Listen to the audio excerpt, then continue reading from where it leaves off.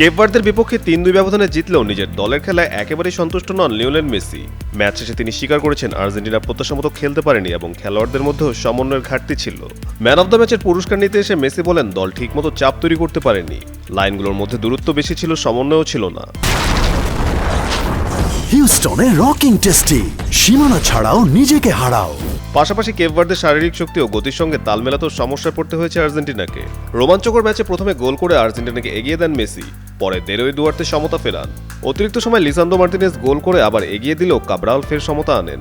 শেষ পর্যন্ত অতিরিক্ত সময়ের দ্বিতীয়ার্ধে দিনেই বোহর্সের আত্মঘাতী গোলে ৩-২ ব্যবধানে জয় নিশ্চিত করে বর্তমান বিশ্ব চ্যাম্পিয়নরা। তবে দলের লড়াকু মানসিকতার প্রশংসাও করেছেন মেসি। তিনি বলেন, এই দল শেষ পর্যন্ত লড়ে যেতে জানে। সেট পিস থেকে গোল পাওয়াকে ইতিবাচক হিসেবে দেখছেন তিনি। একই সঙ্গে তিনি মনে করিয়ে দিয়েছেন, এমন টুর্নামেন্টে প্রতিটি সুযোগ কাজে লাগানো সবচেয়ে গুরুত্বপূর্ণ। এদিকে এই জয় বিশ্বকাপের রাউন্ড অফ 16 নিশ্চিত করেছে আর্জেন্টিনা। আগামী মঙ্গলবার আটলান্টায় তাদের প্রতিপক্ষ মিশর।